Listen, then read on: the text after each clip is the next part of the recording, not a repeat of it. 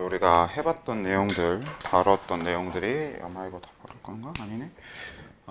해보고 배웠던 내용들이 이제 뭐가 있었냐면 일단은 몰에 대해서 다루는 게 제일 앞에 나왔었던 거고요, 그렇죠? 그래서 몰에 대해서 다루면서 뭐 화학식량의 개념이라던가, 그러니까 몰수는 뭐 화학식량 분의 질량 이렇게, 그러니까 우리 화학양론이라고 해서 사실상 그 이후에 여러분이 화학과 관련된 전공을 한다던가 화학과 관련된 일을 하게 된다라고 했을 때 제일 많이 쓰게 될, 그러니까 보편적으로 제일 많이 쓰게 될 이야기이긴 할 거였을 거예요. 제가 처음에 얘기했던 몰에 대한 이야기가.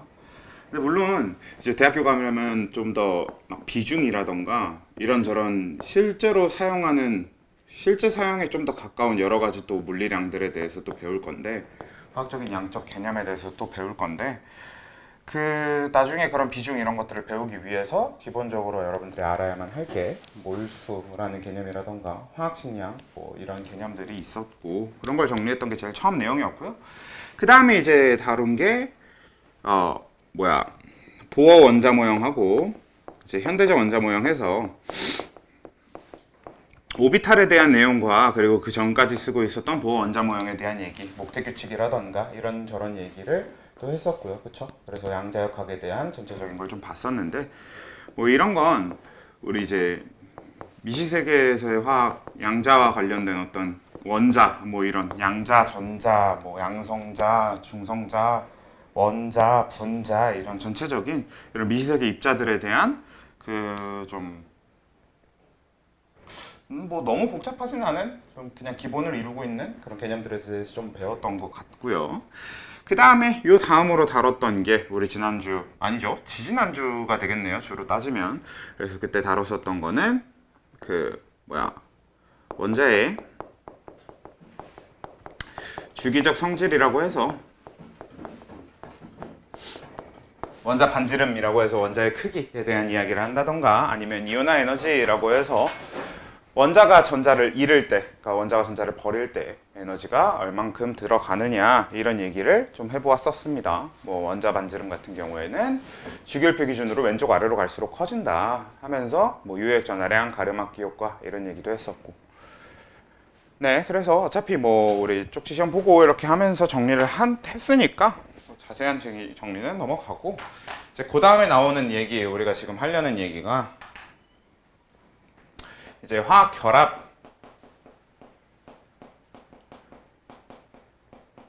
대한 얘기를 하려고 합니다. 그러니까 요 앞에, 요 이전까지 다뤘던 건 주로 그냥 원자 자체에 집중하는 일이 좀 더 많았다면, 이제는 그 원자들이 어떻게 화학 결합을 해서 뭘 이루고 어떤 화학적 성질을 가지고 있고 이런 쪽에 해당되는 내용이 되는 게 요 다음부터의 내용이 될 거예요. 그래서 일단 화학 결합하면 뭐 있죠? 화학 결합엔 뭐가 있나요?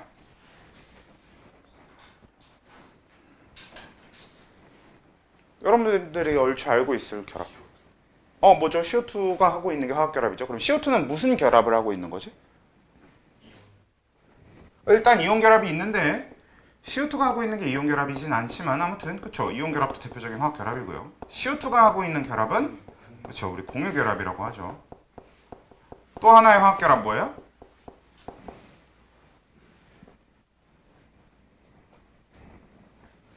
그치, 금속 결합. 우리가 화학 결합이라고 하면 이렇게 세 가지를 얘기를 할 수 있게 되고, 이렇게 세 가지 얘기할 수 있다가 아니라 이렇게 세 가지만 존재합니다. 이 셋을 제외한 화학 결합은 아예 없다고 보시면 돼요.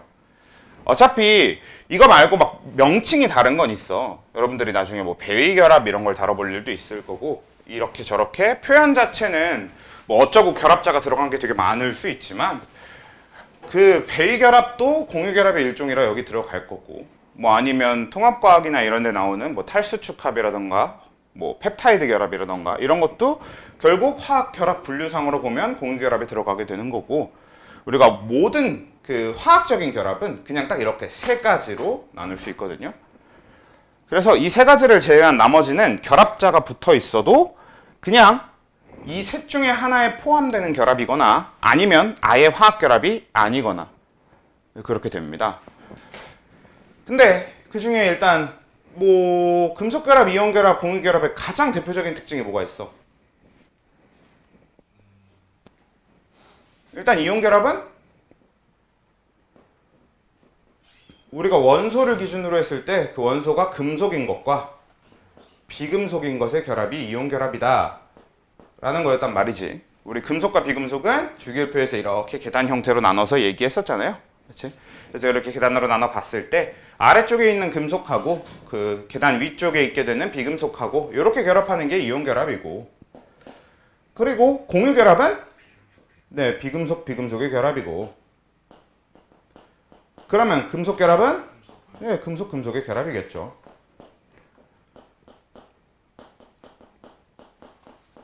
근데 근본적으로 이런 식의 나누는 게 왜 이렇게 나눠지느냐라는 걸 뭐 간단하게 얘기해 볼 만한 게, 금속은 금속성을 가지고 있는데 금속성이 뭐야?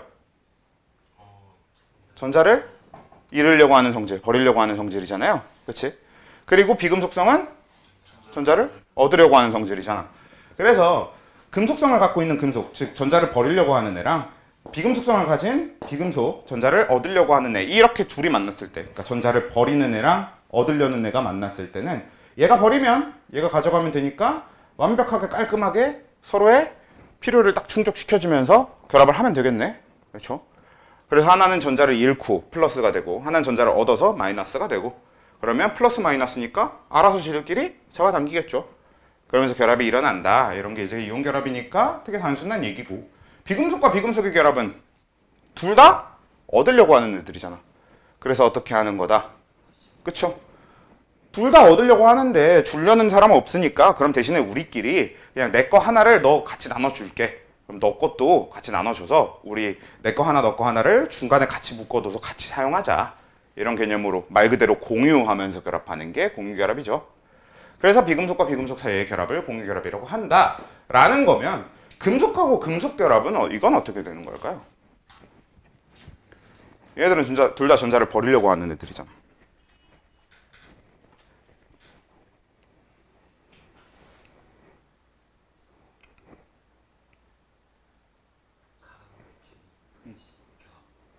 하는 물질이 같이 결합? 사실 여기서 금속 결합이라고 하는 건 그 이온 결합하고 공유 결합이랑은 약간 이야기가 좀 다른데, 금속 결합은 보통 한 종류의 그냥 금속 원소들끼리의 결합을 얘기하는 게 좀 더 많습니다. 왜냐면 서로 다른 금속 원소들을 섞어 놓아서 금속 결합이 일어나는 경우가 뭐 있긴 있지만, 우리가 뭐 합금이라던가 이런 경우가 존재는 하지만, 일반적으로 금속 결합은 그냥 지들끼리 해요. 그러니까 리튬 원자하고 리튬 원자가 같이 뭉쳐서 금속 결합을 하는. 그러니까 이 화학 결합이라고 하는 게 꼭 서로 다른 애들끼리 해야 되는 게 아니란 말이야. 그러니까 공유 결합 쪽에 예를 들어보면 아까 얘기해본 CO2처럼 C랑 O 이렇게 서로 다른 애들끼리 공유 결합을 할 수도 있지만, O2처럼 O랑 O끼리 그냥 서로 공유 결합을 할 수도 있는 거란 말이야. 그러니까 꼭 서로 다른 종류의 원소끼리 결합을 해야 화학 결합인 게 아니거든요. 그래서 같은 원소끼리 결합해도 화학 결합이 될 수 있는데, 금속 결합 같은 경우는 서로 다른 원소끼리 결합할 일보다 그냥 같은 원소끼리 결합할 일이 더 많아요. 그리고 그 같은 원소끼리 결합하는 걸 기준으로 설명을 해야 우리가 조금 더 쉽게 이해해 둘 수 있어. 그러니까 굳이 다른 원소가 아니라 같은 원소끼리라고 해도, 같은 원소끼리라고 하든 다른 원소끼리라고 하든, 근데 근본적으로 일단 둘 다 전자를 버리려고 한단 말이야. 그래서 얘들은 어떻게 하냐면 같이 일단 한 군데 뭉친 다음에 그냥 함께 쓸 수 있는 공유된 자유로운 공간을 넓게 만들어. 그리고 거기다가 다 같이 그냥 전자를 버리는 거지. 그래서 이 자유롭게 버려둔 전자들이 생기게 됩니다. 그치? 그래서 우리가 그걸 자유전자라고 하지. 이 자유전자는 그래서 누구의 엄청나게 핵심적인 특징이냐? 금속의 핵심적인 특징입니다. 우리가 그래서 이걸 과학적으로 뭐라고 표현하냐면, 금속 결합 자체가 이렇게 금속 원자들끼리 만났을 때 금속 원자들은 금속 양이온이 되고요.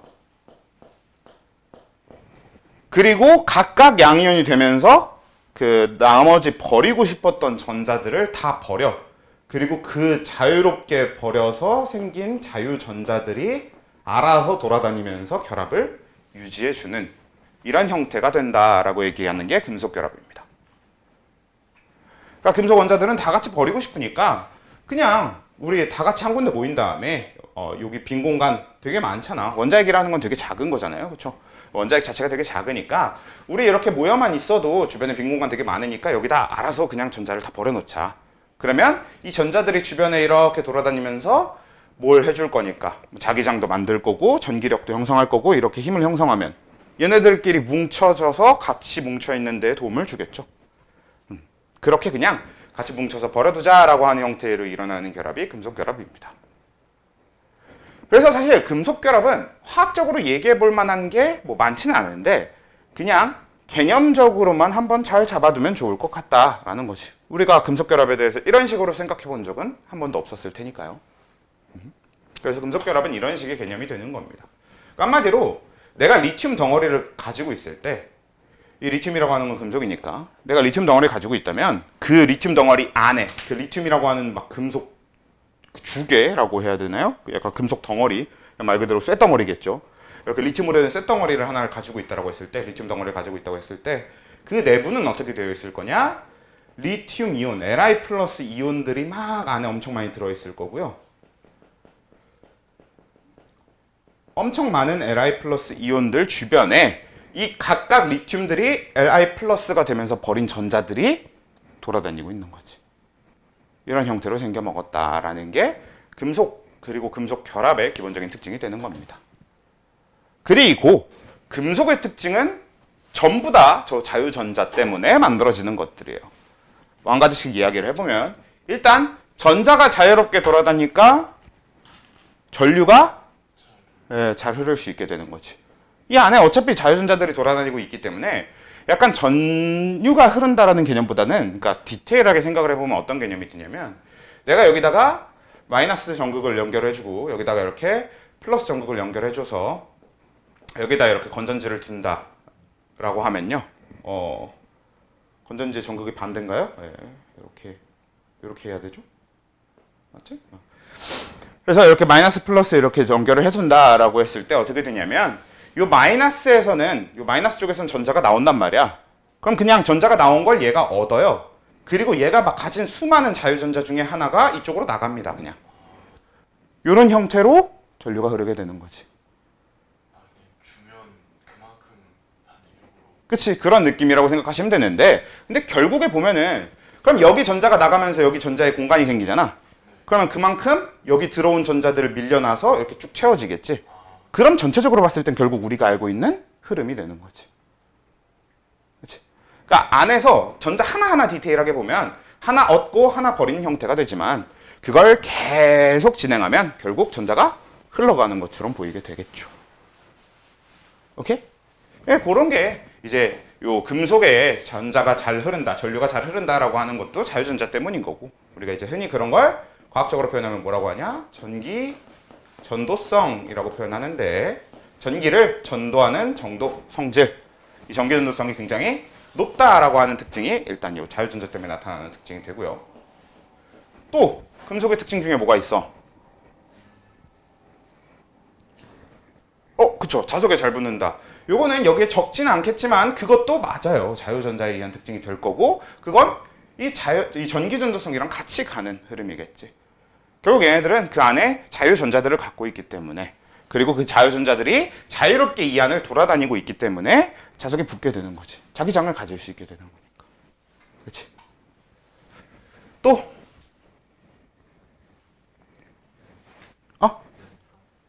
연성. 오, 좋아요. 사실 연성 얘기는 좀 마지막에 하려고 했었지만 먼저 나왔으니까 얘기를 해보면 우리 연성이라던가 전성이라는 거 요즘은 이제 연성, 전성이라는 표현은 잘 안 써요. 요즘은 뭐라고 표현하냐면 뽑힘성과 표짐성 이렇게 표현을 하거든. 근데 이 뽑힘성과 표짐성 그러니까 뭐냐? 우리 금속은 어때? 이렇게 두드려서 펼 수 있잖아요. 그러니까 우리가 얇게 펼 수 있잖아. 그게 왜 그런 거냐면 기본적으로 이 금속 결합을 유지시키는 건 주변에 돌아다니는 자유전자들이 이 양이온들과 상호작용하면서 인력을 만들어내는 거거든. 그러니까 양이온들이 어떻게 배치되어 있는지는 상관이 있어 없어? 상관없는 거야. 양이온의 배치와 상관없이 자유전자들이 돌아다닐 충분한 공간만 있으면 결합이 유지됩니다. 그래서 양이온의 배치가 자유로워. 그러니까 형태 변화가 자유롭지.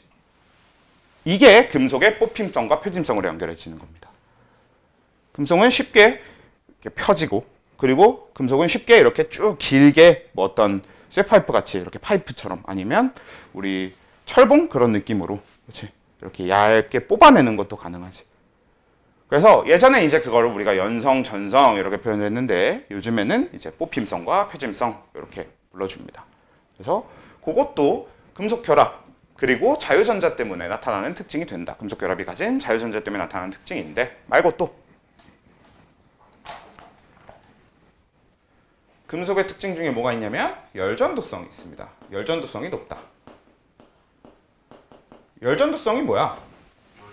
열을 잘 전도하는 거지. 전기전도성은 전기가 잘 전도되는 거고, 열전도성은 열을 잘 전도하는 건데, 가장 대표적인 게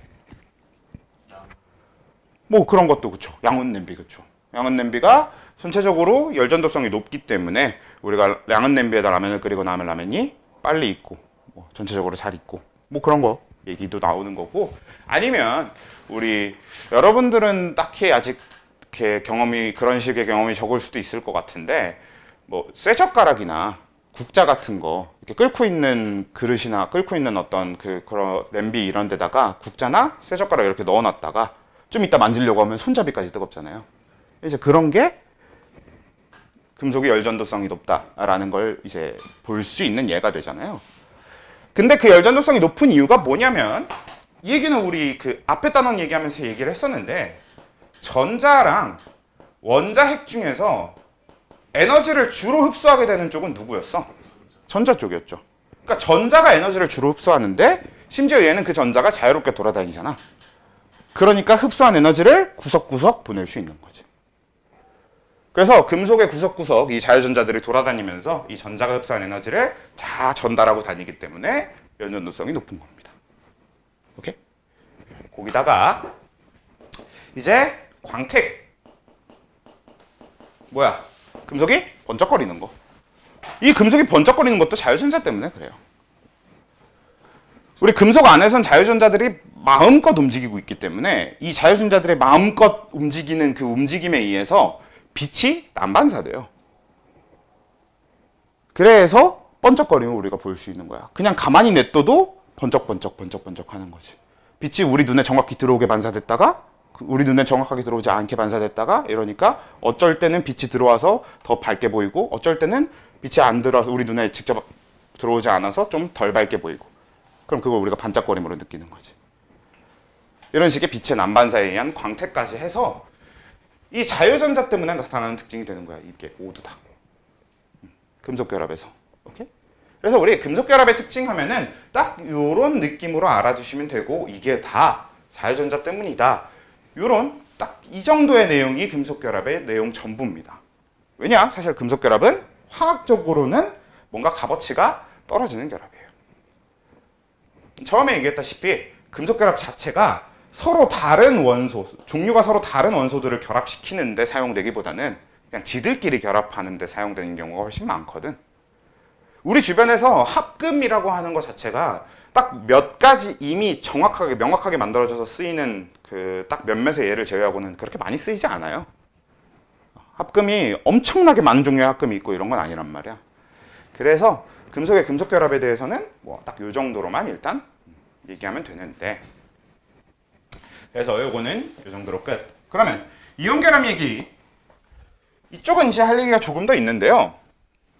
일단 이온 결합은 금속은 전자를 버려야 되고 비금속은 전자를 얻어야 되고, 근데 버리고 얻는 건 원래 그러고 싶어 하는 애들이고, 그리고 거기에는 우리가 관여하거나 생각할 필요가 없겠죠. 그냥 알아서 한쪽은 버리고 알아서 한쪽은 얻으니까 거기까지는 큰 문제가 없을 거예요. 실제로 그냥 가까이 놓으면, 그리고 그 에너지만 어느 정도 충분히 주어지면 얘들은 알아서 이온화되면서 결합합니다. 그래서 뭐 LiCl이라던가 뭐 아니면 뭐 이런, 뭐가 좋을까요? 우리가 제일 흔하게 쓰는 이온 결합 물질 뭐 있냐? NaCl. 그러네요. NaCl. 이런 거. 이런 식으로 그냥 얘는 이제 금속인데 전자를 잃고 싶어 하고 얘는 비금속이니까 전자를 얻고 싶어 해서 얘는 Li 플러스가 됐을 것이고 얘는 Cl 마이너스가 됐을 것이란 말이지. 근데 그 결합 과정은 너무 단순한 게 그래서 얘가 Li 플러스가 되고 얘가 Cl 마이너스가 되면 하나는 플러스 하나는 마이너스니까 어떻게 돼? 서로 잡아당기죠. 그래서 이런 정전기적 인력에 의해서 결합이 된다라는 것 자체는 별게 아닌 내용인데 근데 잠깐만요. 지우개를 빨아봤는데 이제 여기서 이온결합 같은 경우에는 어떤 개념을 좀 알아두셔야 되냐면요. 실제로 결합이 형성되기 위해서 얘네들의 어떤 식의 에너지 변화, 어떤 에너지의 차이? 에너지 변화라고 하는 게 좀 더 좋겠네요. 어떤 에너지 변화를 갖고 있는지 그래서 어떤 에너지 흐름에 의해서 어떻게 결합이 이루어지는지를 알아둬야 되는데 자, 일단 우리 자석을 좀 먼저 생각을 하면서 봅시다. 자, 자석이 이렇게 있어. 막대 자석이 이렇게 있어서 여기에 얘가 N극이고 여기가 S극인 이렇게 막대 자석이 하나 있고 여기에도 여기가 S극으로 합시다. 여기 S극, N극 이런 막대 자석이 있다고 하고 생각하고 해봅시다. 그래서 이거를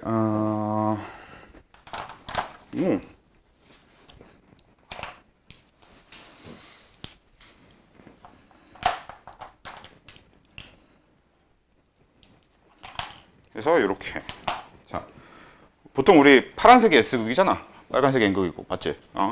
그러면 여기 N극, 여기 N극 이렇게 해서 이렇게 막대 자석 이렇게라고 생각해봐. 그러면 여기가 N극이고 여기가 S극인데 얘를 좀 완전 이렇게 멀리 두면 이 사이에 인력이 거의 없겠지.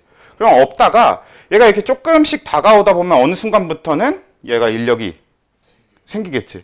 그래서 우리가 이렇게 손으로 붙잡고 있는데도 서로 잡아당기는 게 느껴지는구나 라는 걸 알 수 있단 말이지. 막대에서 잡고 있어도. 근데 얘가 조금 더 가까워지면 인력이 어떻게 돼요? 더 강해지겠지. 그리고 더 가까이 오면 인력이 더 강해지고 강해질 거야. 그쵸? 그럼 인력은 언제가 제일 강하죠? 붙어있을 때가 제일 강하죠. 근데 그건 우리 손으로 느끼는 거고 실제로 인력이 언제 더 강해질 수 있냐면 여기서 겹쳐도 인력은 더 강합니다. 근데 우리가 만약에 진짜로 이 막대 자석 두 개라고 생각하고 이렇게 겹치려고 하잖아? 그럼 얘네 둘이 이렇게 겹치는 게 잘 안 돼요. 왜? 예, 서로 밀어내는 힘이 생기면서 이게 잘 안 붙고 이렇게 왔다 갔다 한단 말이야.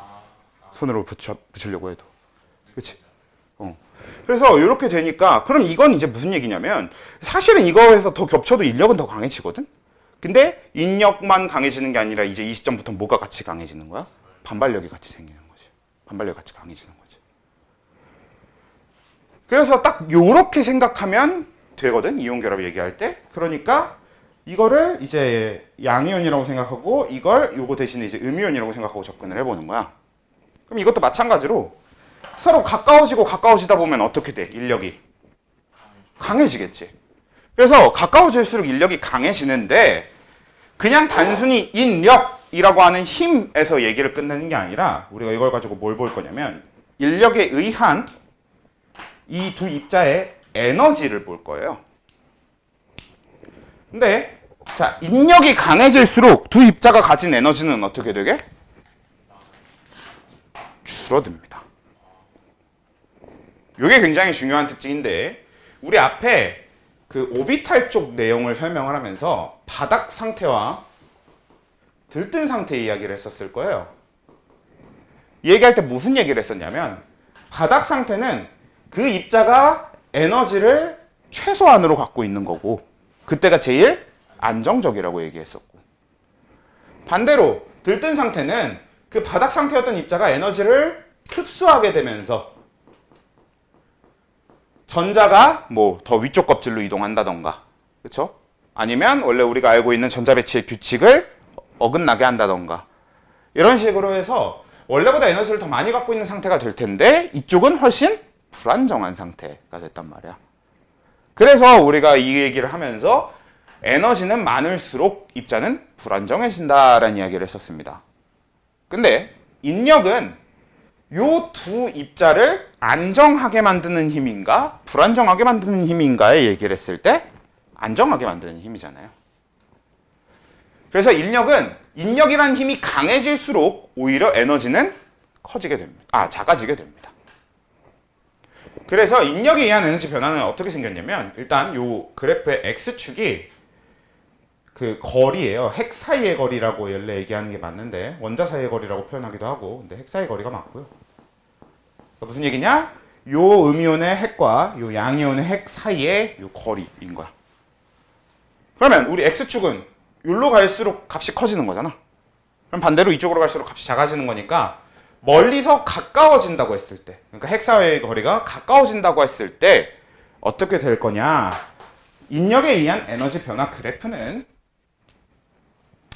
이렇게 생겨먹었습니다. 이게 인력에 의한 에너지 변화예요. 그러니까 핵 사이의 거리가 가까워지면 가까워질수록 인력이 커지니까 에너지는 오히려 작아지는 거지. 원래 이게 그래프가 이렇게 되어 있으면 여기가 원점일 테니까 여긴 뭐야? 마이너스 음수 값이잖아. 그러니까 오히려 에너지가 계속 줄어드는 형태가 되는 거지. 가까워질수록. 근데 그 줄어드는 게 안 좋은 게 아니라고. 더 안정적으로 되는 거라고.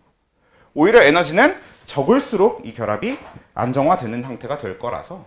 그래서 이제 거리는 무조건 가까워질수록 에너지가 인력에 의한 에너지가 더 작아지는 형태가 되는 겁니다. 근데 이게 인력은 더 커진다는 얘기로 받아들여야 된다는 얘기. 오케이? 자, 그렇게 되는데 얘가 이렇게 가까워지다가 어느 순간 딱 이렇게 둘이 딱 만나는 시점이 왔어. 여기까지는 거의 인력만 계속 커져요. 반발력이라고 하는 건 크게 존재하지 않거든, 이 사이엔. 근데 만약에 얘가 더 가까워져서 완전히 이렇게 두 이온이 겹쳤어. 그럼 이때부터 무슨 일이 일어나냐면 지금 여 겹친 공간은 원래 누구 있으라고 있는 공간이야, 여긴. 전자의 공간이지. 그러니까 원자든 이온이든 결국 가운데 들어있는 원자핵을 제외하고 나머지는 다 전자의 공간이란 말이야. 근데 이렇게 전자의 공간이 겹치게 되면 이 공간을 사용하고 있는 여기를 돌아다니고 있는 전자 입장에서는 이 전자, 얘가 가진 전자와 얘가 가진 전자 사이에 뭐가 생기겠어? 반발력이 형성이 되겠죠. 그래서 얘가 겹치기 전까지는 반발력이라는 게 크게 딱히 전체 결합에 영향을 미칠 정도로 이렇게 크게 작용하지 않다가 이 겹치는 순간부터 반발력이 엄청나게 크게 작용하기 시작해. 그러니까 뭐랑 똑같은 거야? 아까 자석 두 개 가까이 놓다가 딱 붙었을 때보다 더 가까이 놓으려고 이렇게 겹치는 순간부터 서로 밀어내는 게 느껴지는 것처럼. 그런 것처럼 얘가 겹치는 순간부터 반발력이 확 크게 작용하기 시작하면서 반발력에 의한 에너지 그래프는 어떻게 오, 조금 신기한데? 이거 버려야 되는 거네. 그래서 반발력에 의한 에너지 그래프는 어떻게 됐느냐? 여기 있다.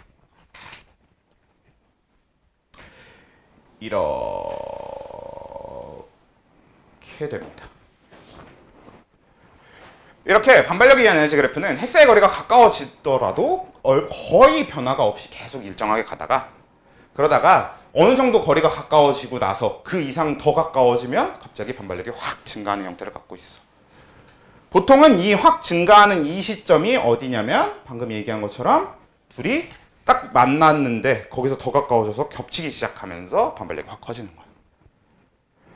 그래서 최종적으로 반발력의 그래프가 이런 형태, 반발력에 의한 에너지 변화 그래프가 이런 형태를 가지고 있고 인력에 의한 에너지 변화 그래프가 이런 형태를 가지고 있기 때문에 이 전체 입자가 직접 갖고 있는 에너지의 그래프는 어떤 형태를 가지고 있게 되냐면 빨간색으로 하면 되겠네요.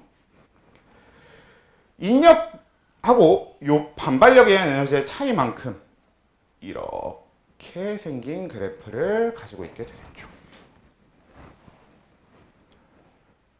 그래서 얘는 가장 안정적일 때 결합하는 게 당연히 제일 좋을 거고 그리고 가장 안정적이라는 소리는 가지고 있는 에너지가 제일 적을 때여야 될 거니까 그래서 결합의 형성은 정확하게 딱 요 차이 그래프가 가장 저점, 극소점이라고 원래 이제 뭐 최소점이라고 이런 식으로 표현을 하기도 하는데 아무튼 가장 적은 에너지를 가진 시점에 결합이 형성이 되게 되고요.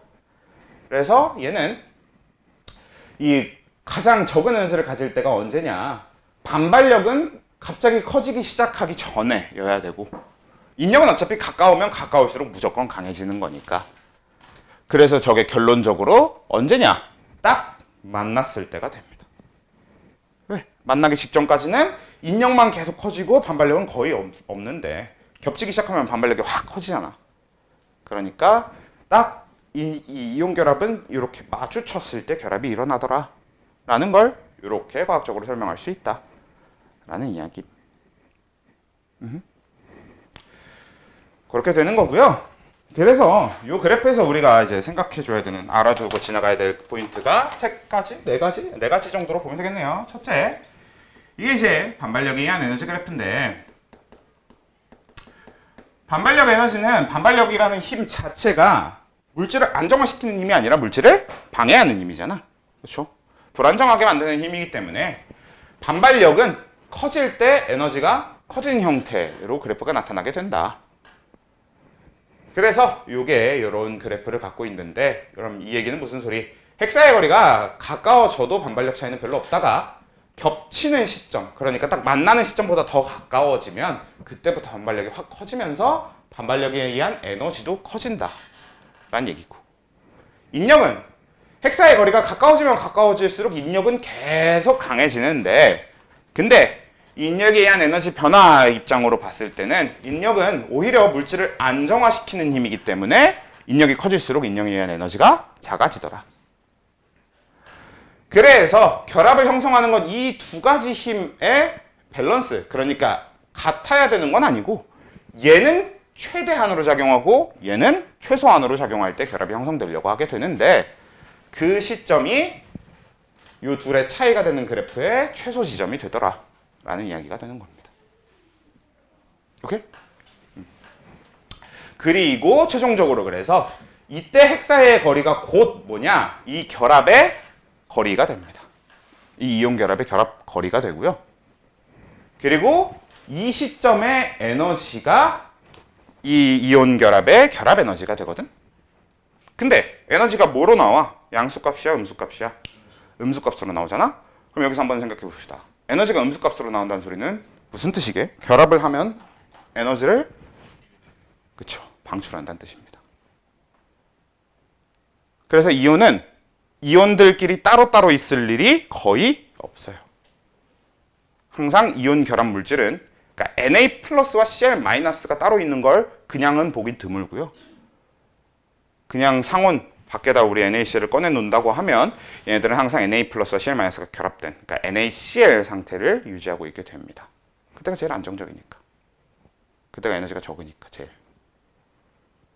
오케이? 그렇게 되는 거지.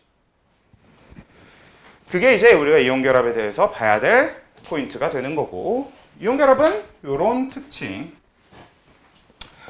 아까 이런 이온 결합 그래프에 대한 이해를 하는 거랑 같이 이온 결합의 특징도 우리 금속 결합의 특징처럼 몇 가지 알아둬야 되는 게 있긴 있는데, 이온 결합의 특징으로 알아둬야 될 포인트는 딱 두 가지만 보면 돼요. 일단 첫 번째, 아니다, 세 가지로 나눠서 얘기를 하자. 원래 1번하고 2번은 같이 얘기해도 되지만 굳이 나눠봅시다. 일단 이온 결합 물질은 금속 결합과 다르게 전기 전도성이 굉장히 작습니다. 거의 없는 수준. 그러니까 대부분 전류가 안 흘러. 이온 결합 물질에다 전류 흘려보면. 왜 이온 결합 물질은 전류가, 이 전기 전도성이 낮냐면, 아까 금속 결합 같은 경우는 전자를 자유롭게 버리는 거였잖아요. 그치? 얘네들이 다 자유롭게 버려두니까 이 전자들 자체가 자유로운 상태로 나가 있어서 이 전자의 움직임이 자유로웠다고 하면, 이온 결합은 얘기가 완전히 다른 게, 한 놈이 전자를 버린 거 맞고 한 놈은 전자를 가져간 거 맞긴 맞는데, 근데 결국 얘가 버린 전자는 자유롭게 풀려져 있는 게 아니라 얘가 갖고 있는 전자가 되어버렸지. 그러니까 지금 이 전자들 중에서 정말 자유로운 상태의 전자는 없습니다. 그러니까 전자가 자유로운 상태가 아예 아니기 때문에 그냥 전류를 흘린다고 해서, 우리가 전류를 흘려준다고 해서 전류가 흐르진 않아. 아까 우리 금속대 본 것처럼 누군가 전자를 쉽게 얻고 누군가 전자를 쉽게 버려야 되는데, 그럼 얘는 얻고 버리는 거 맞잖아요. 아니라니까. 이미 한 놈은 버리고 싶은 만큼 버려놓았고 한 놈은 이미 얻고 싶은 만큼 얻어놨기 때문에 더 이상 누군가가 전자를 더 얻거나 더 잃으려고 하지 않아요. 이미 이온 결합을 하고 있는 상태에서. 그래서 전기전도성이 따로 크거나 작거나 아니 아예 없다고 봐도 되는데 사실 원래 이게 과학적으로 전기전도성이 없다 이거 틀린 말이거든요. 전기전도성은 완전히 0이 될 수는 없어요. 그냥 크냐 작냐 혹은 우리가 무시할 정도로 작은 경우를 일반적으로 0이라고 얘기하는 것뿐이지 완전히 0인 경우는 거의 없습니다. 그래서 전기전도성이 굉장히 작다가 되는 거지. 왜냐면 얘네들도 조건에 따라서 전기전도성을 갖기도 하거든. 가장 대표적인 게 뭐냐면 사람의 피부예요. 사람의 피부 전기전도성 있게 없게? 기본적으로 전기전도성은 없어요.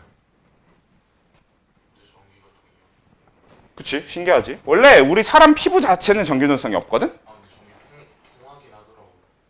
근데 우리가 전기를 통하는 걸 느낄 수 있는 이유가 애초에 우리 피부가 전기전도성이 없는 이유를 일단 먼저 간단하게 볼게요.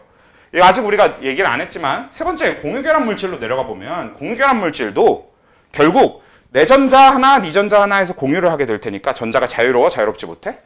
자유롭지 못하지. 그러니까 원래 전류가 안 흘러 얘도. 근데 우리 피부는 공유결합 물질로 되어 있어요. 거기다 사람은 피부가 전기에 대한 저항값이 굉장히 높습니다. 우리가 이제 물리에서 주로 다루는 거긴 하지만 중학교 때도 저항에 대한 기본 개념은 나오는 걸로 아니까 원래 이 전류라고 하는 게 같은 전압이어도 저항이 크면 전류의 세기가 약하잖아요. 그렇지? 근데 우리 피부는 피부에 주름이 어마어마하게 많기 때문에 이 피부의 주름을 통해서 저항값이 엄청 커지게 만들어 놨어. 그래서 우리 피부는 생각보다 전류가 흐르기가 힘들어요. 그래서 애지간한 전압 가지고는 막 진짜 감전되고 이러기가 쉽지 않아. 전압이 되게 높지 않은 이상. 한번 감전당해봤어요. 근데 이제 그럼 감전이 왜 일어나느냐? 그게 이제 두 가지 요건이 있는데 첫째, 우리가 젖은 손을 기준으로 했을 때 감전이 일어나는 가장 큰 이유. 원래 젖은 손으로 만지면 안 된다고 하잖아요. 가장 큰 이유가 젖은 손이 되면 물이 우리 주변, 우리 여기 피부의 주름들을 메꿔버리는 거야. 그래서 저항이 극단적으로 낮아집니다. 그러면서 이제 낮은 전압에도 굉장히 높은 전류가 형성될 수 있게 되는 거지.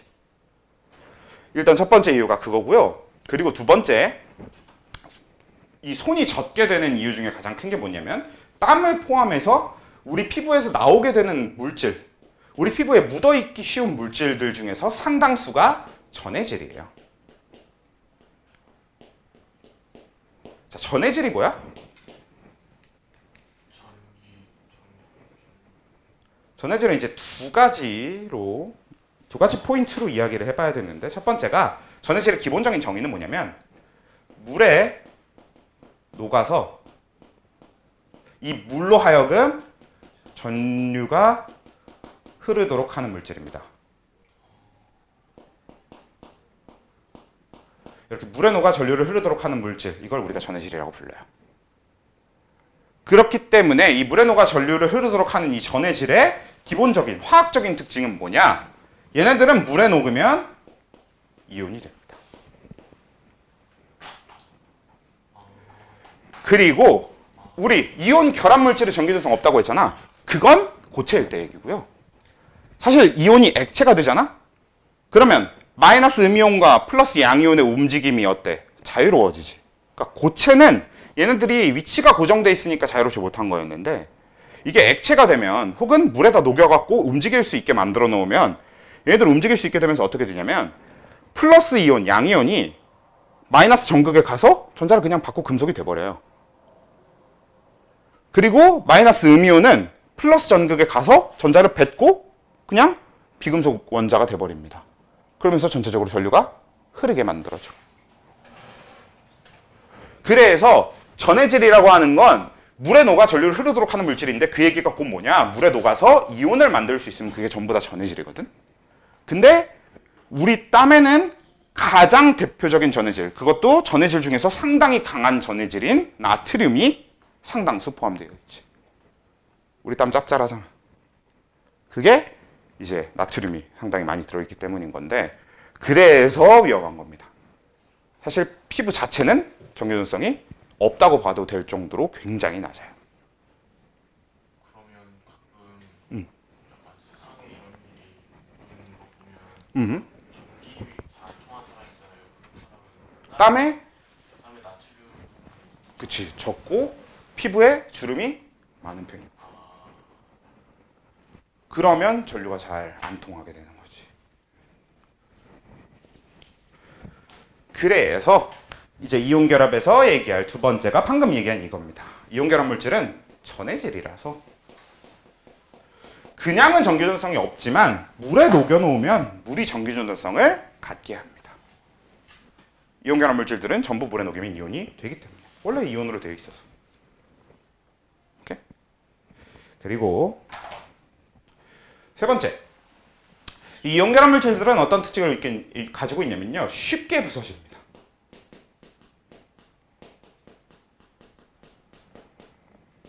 사실 이온 결합이라고 하는 화학 결합은 굉장히 강하거든. 굉장히 강한 화학 결합이야. 근데 우리 원래 화학 결합이라고 하는 건 어떤 거냐면 화학적으로 분리해야지 물리적으로는 쉽게 분리되지 않는 게 화학 결합의 특징이거든요. 그러니까 화학적으로는 어떤 방법을 정확하게 쓰면 그 조건만 정확하게 만족시킬 수 있으면 금방금방 끊어질 수 있지만 화학적인 조건을 만족시키는 것 대신에 우리가 그냥 물리적으로 힘을 가해서 부수려고 하면 잘 안 끊어져. 화학결합은 그게 이제 강점이란 말이야. 그래서 우리가 화학적인 결합, 화학결합이라고 부르는 거란 말이야. 가장 대표적인 게 이제 금속이잖아. 금속은 뭐 약품 이런 걸 통해서 끊거나 뭐 다른 어떤 강한, 엄청나게 강한 힘을 이용해서 끊으면 뭐 끊을 수야 있긴 하더라도 우리 그냥 힘을 줘서 금속을 끊기는 굉장히 어려운 일이죠. 금속 결합이라는 결합이 되게 강하니까. 그건 공유결합식도 마찬가지고.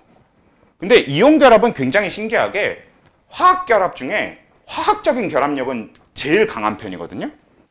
근데 물리적으로 제일 쉽게 부서지는 결합입니다. 오히려.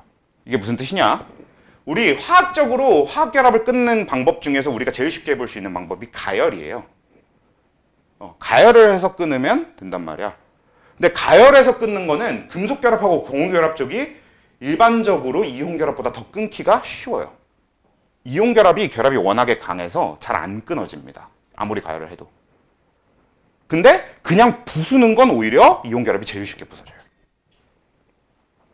왜냐?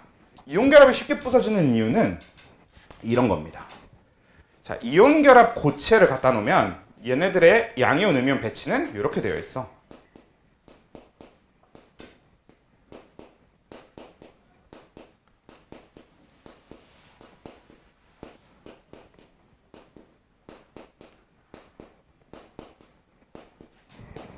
이런 식으로 되어 있어. 그래서 여기가 양이온, 음이온, 양이온, 음이온, 양이온, 음이온, 음이온, 양이온, 음이온, 양이온 이렇게 있다고 쳐봐. 그러면 금속결합이나 공유결합은 금속결합은 약간 얘기가 다를 수도 있는데 공유결합 같은 경우는 만약에 O2라고 하면 여기 있는 O, 여기 있는 O 이 둘은 공유결합을 하고 있잖아. 그럼 이 둘이 공유결합하는 게 끝이고 주변에 있는 다른 산소랑 또 얘네랑 공유결합을 하냐? 아니란 말이야.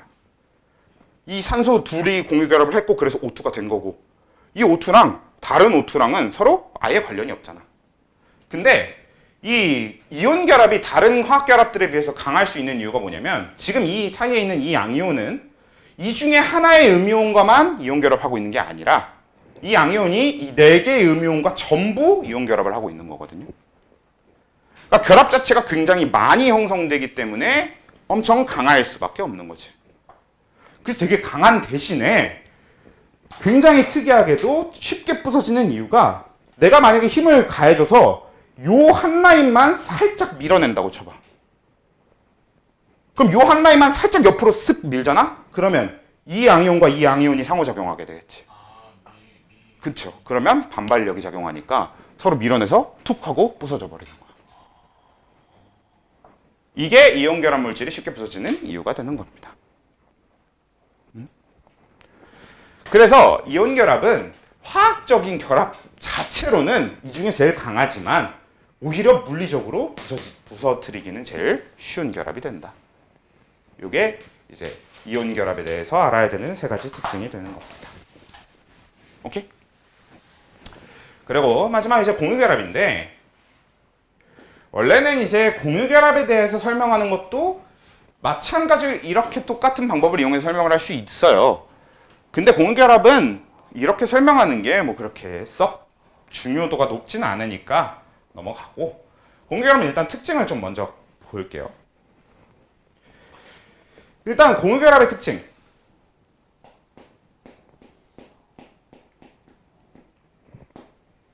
일단 첫 번째, 공유결합은 전기전도성이 네, 그러니까 극단적으로 낮아. 이온결합보다 더 낮아. 그러니까 사실상 얘는 진짜 그냥 0이라고 봐도 될 정도로 없어요. 전기전도성이. 그래서 얘가 전기전도성이 이 세 가지 결합 중에서 가장 낮은 형태의 이제 전기전도성을 갖게 되는데, 그 이유는 이 둘보다 더더욱 심하게도 얘네들은 전자를 아예 묶어두고 같이 갖는 개념이 되어버리니까 전자가 더 자유롭지 못한 거지. 그리고 이온결합은 방금 우리 전류 이거 전해질 얘기하면서 했지만, 그래도 얘네들이 자유롭게 움직일 수 있도록 냅두기만 하면 누군가는 가서 전자를 버릴 수 있고 누군가는 얻을 수 있는 상태잖아. 근데 얘는 비금속과 비금속이 같이 있다 보니까 어떻게 돼요? 누군가는 얻고 누군가는 잃는 게 가능해 불가능해? 아예 불가능한 상태가 되어 있는 거지. 그래서 공유결합이라고 하는 건 전기전도성이 아예 없거든? 근데 두 번째, 공유결합 물질은 공유결합 물질 하나로 딱 퉁 쳐서 얘기할 수 있는 게 아니라서 좀 나눠봐야 되는데, 여기서 우리가 잠깐 봐야 될 표현이 분자결정과 공유결정이에요. 원래 이 표현 자체는 어디서 등장하냐? 화투에서 등장하는 개념이긴 해요. 원래 이제 화투라고 하는 거, 우리 물투, 화투, 생투, 지투 같은 경우는 이제 곧 사라질 과목들이긴 한데, 얘네들은 진짜로 전공 영역에 들어가기 위한 기초과학쯤이 되거든. 그 원과목 4개는 기초를 배우기 위한 기초, 약간 이런 거고, 투과목은 이제 그 기초 배웠어? 그럼 이제부터는 진짜 전공에 대한 기초를 좀 더 배워보자. 이제 이거 배우고 나면 너희들은 이쪽 전공을 하는데 필요한 기본은 다 배웠어. 약간 이렇게 되는 게 요런 게 이제 원과목과 투과목의 개념인데, 원래 이 분자결정과 공유결정은 원래 화투에 나오는 표현이에요. 그래서 표현 자체는 별로 안 중요한데, 근데 개념은 그래도 우리가 알아야 돼. 알아두어야 하는데, 이게 뭐냐면, 우리 분자에 대한 이야기는 이미 앞에서 했었던 것 같은데, 안 했나?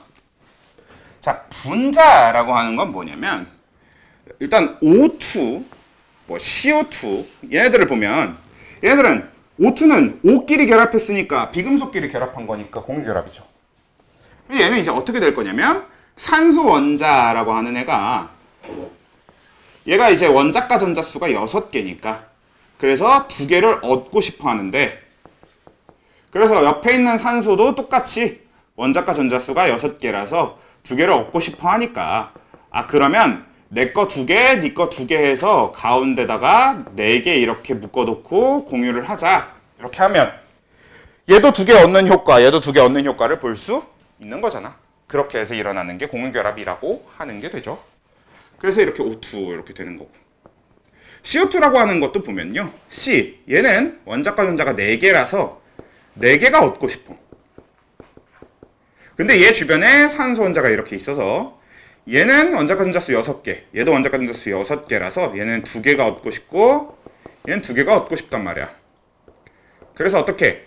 내가 너한테 2개 공유해 줄게, 너도 나한테 2개를 공유해 줘. 이렇게 공유를 하고, 그 다음에 얘도 내가 너한테 2개를 공유해 줄게, 너도 나한테 2개를 공유해 줘 해서 이렇게 공유를 하면, 얘는 탄소한테 2개 얻었으니까 8개 채워줬고, 얘도 여기 탄소한테 2개 얻었으니까 8개 채워줬는데, 얘는 여기 산소한테 2개, 여기 산소한테 2개 얻어서 4개 총 얻은 게 됐으니까 다 채워지는, 이런 식으로 일어나는 게 이제 공유결합이란 말이지. 근데 이렇게 해서 이미 지들끼리 채웠잖아. 그래서 CO2는 구조식이라고 우리가 흔히 얘기하는데, 이런 식으로 공유결합이 형성되는 구조를 갖고 있거든요. 자, 그러면 이 CO2와 옆에 또 탄소 하나랑 산소 둘이랑 전자를 사이좋게 공유해갖고 이렇게 CO2를 만들었어 라고 했을 때, 얘랑 이 둘 사이는 무슨 일이 있죠? 반발력도 존재할 수 있고, 그러니까 그냥 겉으로 보기에는 사실상 그러니까 아무 일도 없죠. 그러니까 지금 저 둘 사이 이미 여기 공유를 해서, 그리고 얘도 지들끼리 공유를 해서 전자를 다 만족시켜 놨잖아요. 그러니까 이미 전자를 만족한 얘와 이미 전자를 만족한 얘 사이에서 이 둘 사이에 그냥 보이는 뭐가 없단 말이야. 원래는 이제 저 둘 사이에는 뭐 분자 간의 힘이라는 게 따로 존재하긴 하는데 그거는 우리가 다룰 내용이 아니니까 일단 이 둘 사이에 겉으로 보이는 게 아무것도 존재하지 않고 실제로 그러니까 이 사이에는 결합이라는 게 존재하지 않게 됩니다. 그래서 우린 위에 CO2와 아래 CO2가 그냥 명백하게 분리되어 있지. 화학결합을 하지 않고. 우리가 저런 식으로 공유결합 자체의 특징이야. 그러니까 금속결합은 아까 어땠어? 그냥 금속들이 모인 다음에 다 같은 공간에다 전자를 다 던지잖아. 그러니까 어떤 금속 원자 하나와 다른 금속 원자 하나가 1대1로 결합한다는 개념이 성립해 안 해? 안 하는 거지. 이온결합도 마찬가지야. 이온결합은 우리는 1대1로 성립하는 것처럼 알고 있어. 왜? NaCl 하면 Na 플러스 한 개랑 Cl 마이너스 한 개가 결합해야 되지. 그렇게 알고 있으니까 1대1인 것처럼 보이지만 실제로 이온결합 물질을 보면 그 안에 양이온 한 개는 그 주변에 있는 모든 음이온과 다 이온결합을 하고 있단 말이야. 그치? 그러니까 1대1 이런 식으로 이렇게 딱 나와 너 이렇게 결합했어. 이렇게 개념이 성립하지가 않는 거지. 근데 그거에 비해서 여기 공유결합 쪽으로 오면 정확하게 이렇게 공유를 해서 이 두 산소는 이 탄소와는 공유결합을 했지만 얘와 얘는 서로 전혀 상관이 없어. 이런 식으로 명백히 구분되는 결합의 구분이 가능해지잖아요. 이렇게 구분이 가능해지는 걸 우린 분자라고 부르는 겁니다. 이게 분자의 개념이에요. 그러면 금속결합이랑 이온결합 아닌 거죠.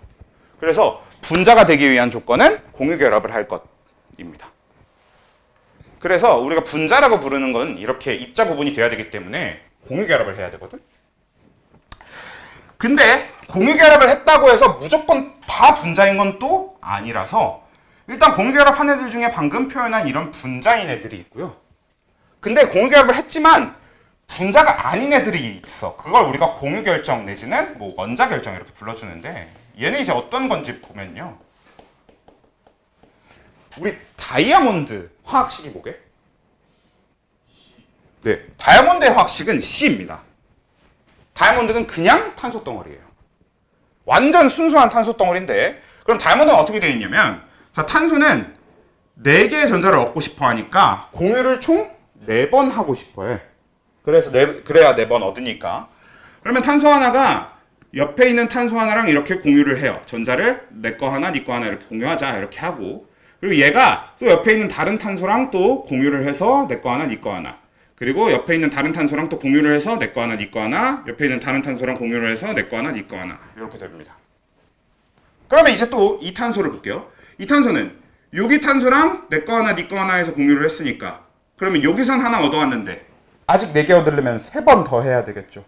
그러니까 얘는 또 다른 탄소랑 보통 이제 얘랑 연결을 해볼까요? 이렇게 해서 내 거 하나, 네 거 하나 또 이렇게 공유를 해두고 그다음 얘는 또 뭐 여기랑 내 거 하나, 네 거 하나 하면서 또 공유를 하고 그리고 또 옆에 또 내 거 하나, 네 거 하나 하면서 또 공유를 합니다.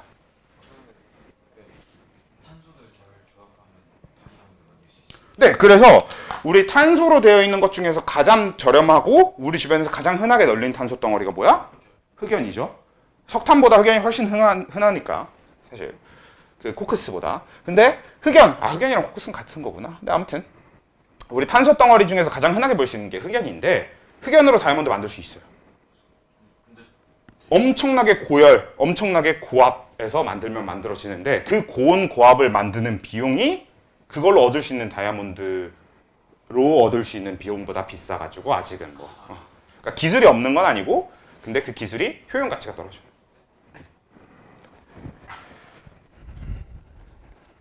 사실 다이아몬드가 그 우리가 다이아몬드 막 되게 비싼 거고 되게 비싼 것처럼 느끼는 거고 비싼 게 맞지만 정확하게 장신구로서의 효용성을 제외하고 화학적인 효용성이 있지 않잖아요.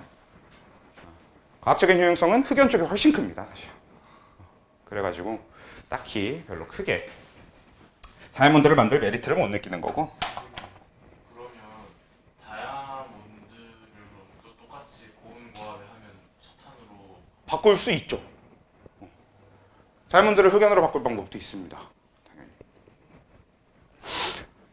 일단 그래서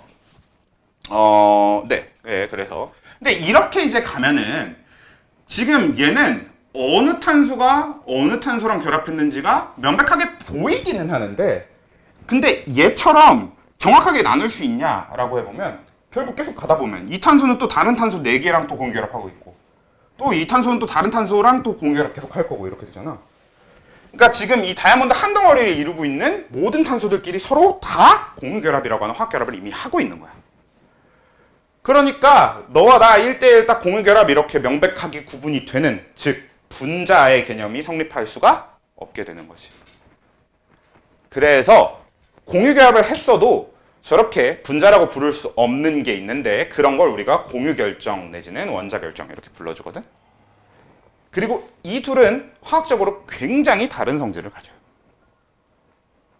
왜냐면 아까 우리 이거 비교할 때 화학적인 결합력이 가장 센 게 이온결합이라고 했잖아요. 그게 실제로 맞긴 맞는데 근데 공유결정까지 같이 따져보면 이온결합보다 공유결정 쪽이 훨씬 강합니다. 누가 제일 강하냐라고 물어봤을 때 공유결정이 제일 강해요. 뭐가 됐든. 다이아몬드 보면 알 수 있는 거지. 그치? 얘들은 전부 다 공유결합을 해놨으니까. 그래서 공유결정, 이 공유결합 쪽이 제일 강한데 얘랑 얘는 조금 구분해서 볼 필요가 있습니다. 분자결정 쪽은 오히려 굉장히 약하지. 대표적인 분자결정이 얼음입니다. 얼음은 사람 힘으로도 쉽게 부서지고, 그치? 그래서 얼음 자체도 굉장히 약한 편이니까 분자결정은 되게 약한 편인데 이 둘을 조금 구분해서 알아두실 필요가 있겠습니다. 공유결정의 대표적인 예가 일단 그래서 저거 탄소 동소체라고 우리가 흔히 얘기를 하는데 저렇게 탄소로만 이루어진 것들이 대표적인 공유결정이 되고요. 뭐 다이아몬드라던가 흑연도 마찬가지인 거고. 그리고 또 뭐 있냐? 탄소로 되어 있는 것 중에 그쵸, 탄소 나노튜브라고 하는 것도 있죠. 탄소 나노튜브가 그래서 신소재에서 가장 곽광을 많이 받는 신소재였지. 플러렌 같은 경우는 분자예요. 플러렌은 탄소 60개씩 딱 정해져서 공유결합을 하고 있거든. 플러렌은 여러분들 여기는 플러렌 알 거고 플러렌이라고 하는 건 탄소 60개가 축구공처럼 이렇게 딱 결합되어 있거든. 그래서 플러렌은 분자 쪽이 맞아요. 그거 하나가 분자. 그치. 탄소 60개가 이렇게 뭉쳐있는 게 하나의 분자니까 그 탄소 60개짜리 공이랑 다른 탄소 60개짜리 공이랑 이 사이에는 공유결합이 아닌 거잖아. 약간 어떤 느낌이냐면 이게 누구한테 도움이 될 수도 있는 그 설명이고 누구한테 도움이 되지 않는 설명이긴 한데 그래도 좀 영어 친화적인 사람들 혹은 영어 공부를 좀 열심히 했거나 저는 영어가 좀 재밌어요 하는 사람들은 좀 도움이 될 수 있는 설명 중에 어떤 게 있냐면 분자냐 분자가 아니냐는 뭐랑 비슷하냐면 그 왜 영어에서 그 우리 가산명사 불가산명사 이렇게 부르는데 왜 그 s 붙이고 안 붙이고 있잖아요. is 붙여야 되고 r 붙여야 되고 있잖아. 그런 느낌이랑 비슷합니다. 복수형이 가능하고 불가능하고 약간 그런 느낌인 거지. 셀 수 있냐 없냐 약간 그런 느낌. 셀 수 있는 명사 쪽이 약간 분자 쪽인 거고 셀 수 없는 느낌이 분자가 아닌 애들 이런 느낌으로 받아들여주면 좋긴 좋을 것 같다. 영어가 익숙하면 만약에 그게 영어가 그 원래 이제 과학 공부하시는 분들 중에서는 세 가지 부류가 있어. 수학을 좋아하는 부류가 있고 수학을 안 좋아하는 부류가 있고 이렇게 나눈 다음에 수학을 안 좋아하는 부류 중에서 영어나 언어적인 건 좀 괜찮은 사람들이 있고 영어 언어적인 것조차도 안 괜찮고 진짜 그냥 과학만 좋아하는 부류가 있는데 그래서 그냥 그거 뭐 여기저기 다 맞춰서 한번 도움이 되라고 어느 쪽에 맞추든 본인들 편한 설명으로 한번 이해해 보자고 설명을 드린 겁니다. 아무튼 그렇고요. 그래서 이렇게 원자결정하고 분자결정에 대해서 알아둬야 되는 거랑 이렇게 마지막으로 공유결정에 대해서 알아둬야 되는 포인트가 뭐가 있냐? 마지막 아니고 이 정규전성에 대해서도 얘기를 해야 되는 게 하나 있네요. 그리고 이 정규전성 중에서 얘는 전체적으로 당연히 다 정규전성이 없고 물도 그래서 원래 우리 정규전성이 없어요. 물은 부도체잖아. 물은 전류가 흐르지 않아. 단지 이제 우리 주변에 수돗물만 돼도 이미 전류가 흐를 수 있는 상태입니다. 왜? 그치. 그 안에 되게 많이 뭐가 들어있어서. NaCl이라던가 뭐 이것저것 염소 같은 것도 많이 들어있고. 그러니까 전해질이 많이 들어있기 때문에 애지간에서는 순수한 물이 아니라서 그런 건데 막상 진짜로 순수한 물이다. 우리가 그런 걸 증류수라고 하죠. 증류수 마시면 큰일 납니다. 증류수는 마시면 설사하고 그 탈수 일어나요. 오히려 이제 이거는 이제 삼투라는 개념에 들어가서 역삼투가 일어나서 몸에 있는 물을 우리가 마신 증류수가 다 뺏어가기 때문에 물을 마셨다고 목마른 게 해결이 되는 게 아니라 오히려 몸에 있는 물을 다 뺏깁니다. 뭐 아무튼 뭐 그런 좀 뭐 특이한 뭐 그런 게 있어요. 뭐 아무튼 뭐 됐고 그다음에 뭐 얘기하려고 했지? 정유전성 얘기를 할 때 이 공유결정 중에 흑연은 예외. 이 공유결정 중에 흑연은 정유전성이 있어요. 흑연은 자유전자를 갖기 때문은 아니고 이건 이제 흑연의 구조 때문에 나타나는 형태라고 생각하시면 되는데 사실 흑연한테 자유로운 전자가 있냐 하면 있긴 있어. 실제로 흑연은 자유로운 전자 하나를 가질 수 있긴 있기 때문에 그것 때문이라고 보긴 봐야 되는데 제일 간단하게 이제 보통 흑연의 전기전성을 갖는 이유를 설명할 때 뭐라고 설명하냐면 흑연은 보면 판상구조라고 해서 공유결합을 하고 있는 게 판으로 되어 있어. 애초에 우리가 그 판 하나를 뭐라고 부르는 거야? 그래핀이라고 부르는 거고 그 그래핀을 잘 강화해서 만드는 게 탄소 나노튜브인 거란 말이야. 그래서 우리가 그 흑연 하나의 판이 그 안에는 전부 공유결합으로 되어 있는데 흑연 자체는 그 판이 되게 여러 개가 쌓여 있는 형태거든. 그래서 이 판하고 위에 판하고 아래 판 사이에는 공유결합을 하고 있질 않아요. 대신에 그 사이에는 그럼 어떻게 되어 있냐? 공간이 생겨버리지. 그래서 그 공간에는 저항이 굉장히 낮은 편입니다. 공유결합 물질 치고 저항이 굉장히 낮은 공간이 형성이 돼요. 그래서 전자가 글로 다닐 수 있는 거지. 다만 금속이나 이런 거에 비해서는 금속에 비해서는 저항이 훨씬 크긴 한데 그래도 전자가 다닐 수는 있다.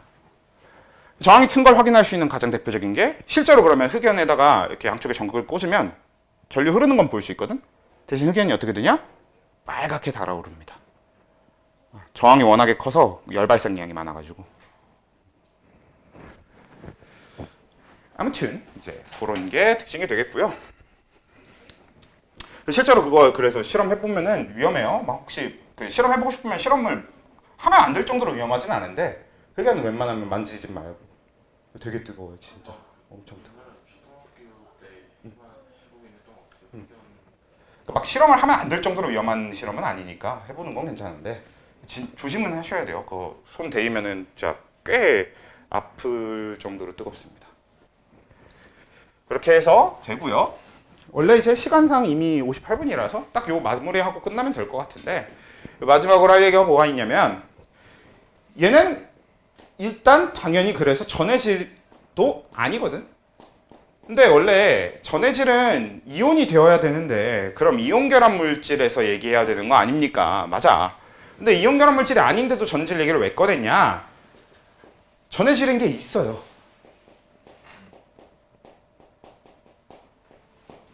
공유결합 물질 중에 일부 전해질이 존재하기 때문에 얘기를 꺼낸 건데 공유결합 중에 전해질인 거 뭐가 있게?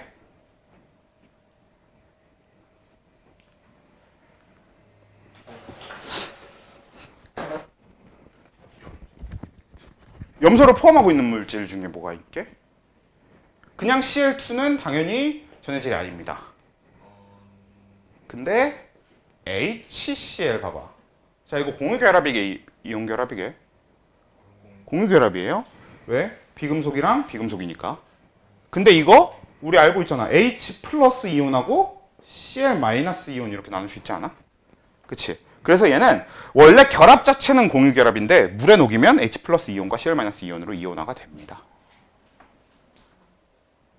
이 비금속 중에, 그러니까 공유결합 중에서 그 분자 중에서 이렇게 물에 녹이면 이온화가 돼. 원래는 공유결합인데 물에 녹이면 이온화가 되는 애들 군을 전체적으로 싸잡아서 뭐라고 부를 수 있냐? 전부 다 산입니다.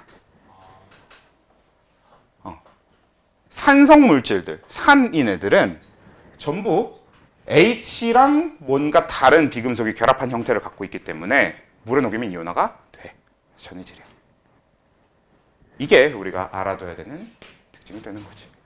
그러니까 분명히 산은 우리가 이온으로 자꾸 접근을 많이 하거든. 뭐 대표적으로 H2CO3 이게 탄산인데 탄산에 대해서 다룰 때 그냥 CO3E-라는 이온과 H 플러스 이온 두 개 해서 H2CO3가 된다 이런 식으로 많이 다룬단 말이야.